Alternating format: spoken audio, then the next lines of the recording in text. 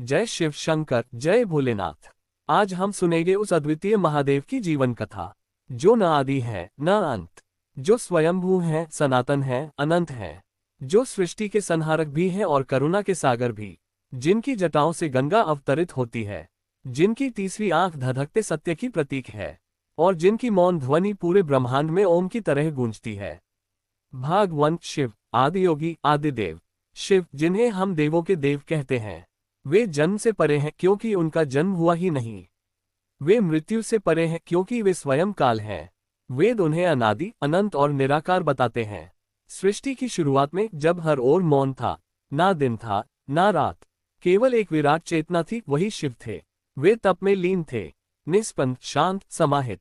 सृष्टि का पहला योग वही था, इसीलिए उन्हें आदियोगी कहा जाता है।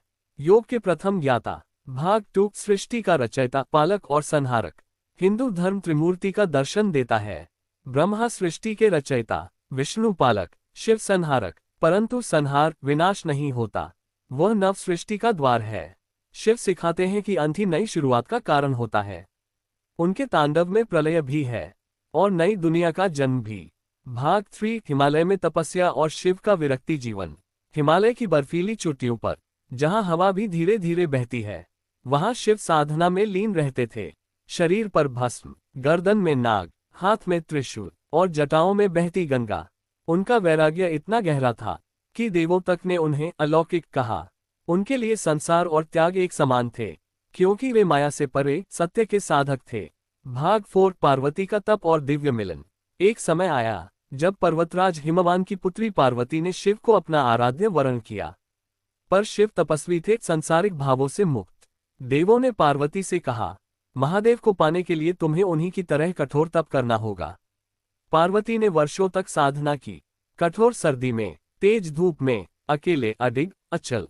उनकी भक्ति से प्रसन्न होकर अंततः महादेव ने उन्हें स्वीकार किया और फिर हुआ वह दिव्य विवाह, जिसे स्वयं देवताओं ने भी स्वर्गिक उत्सव कहा।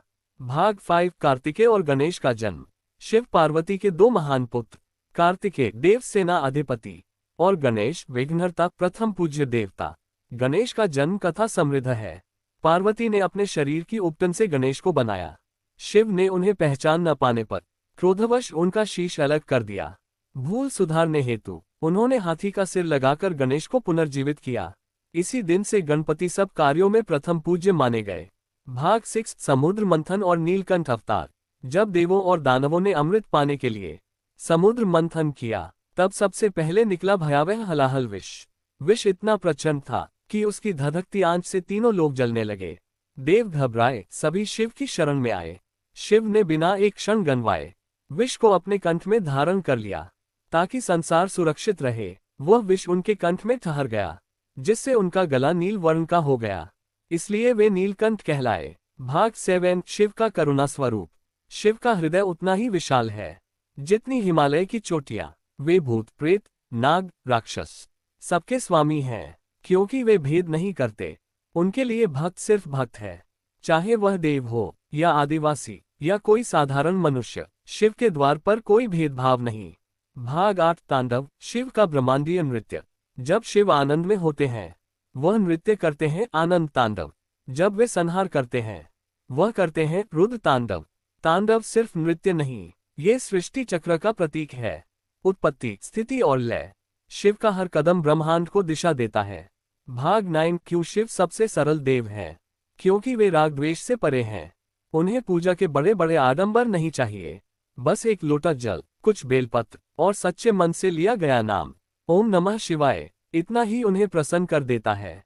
शिव जीवन सिखाता है, तपस्या कैसी होती है, सत्य क्या है, वैराग्य कैसे अपनाया जाता है और प्रेम किसे कहते हैं। वे विनाश में सृष्टि का बीज खोजते हैं, दुख में करुणा और मृत्यु में मुक्ति। आज इस कथा को सुनकर हम महादेव के चरणों में प्रणाम करते हैं। महादेव की कृपा आप पर सदैव बनी रहे। आपके जीवन में शांति, शक्ति और सद्बुद्धि का प्रकाश हो। जय महाकाल, जय भोलेनाथ, ओम नमः शिवाय।